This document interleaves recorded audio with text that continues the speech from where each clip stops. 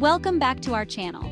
Today we're exploring the art of making Irish coffee and diving into its nutritional science from a food technologist's perspective. Let's get brewing. To create the perfect Irish coffee, you'll need hot brewed coffee, Irish whiskey, brown sugar, and heavy cream. Each ingredient plays a crucial role in both flavor and nutrition. Start by brewing your coffee. A medium roast is ideal, providing a balanced flavor profile. Coffee is rich in antioxidants, which can help combat oxidative stress in the body.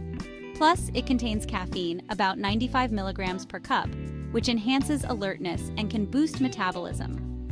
Next, in a warmed glass, combine 1.5 ounces of Irish whiskey with 1 to 2 teaspoons of brown sugar.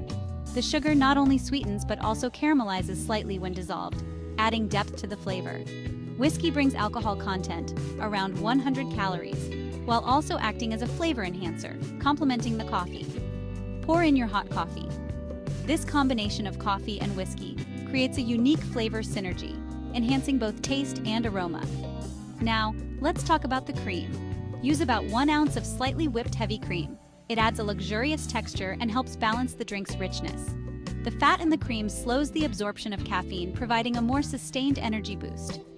And voila! Your Irish coffee is ready, visually stunning and rich in flavors. From a nutritional standpoint, one serving contains around 200 to 250 calories.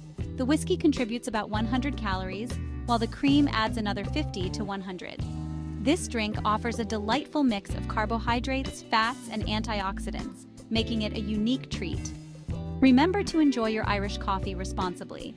It's a perfect blend of science and pleasure. Don't forget to like, share, and subscribe for more delicious insights into food science.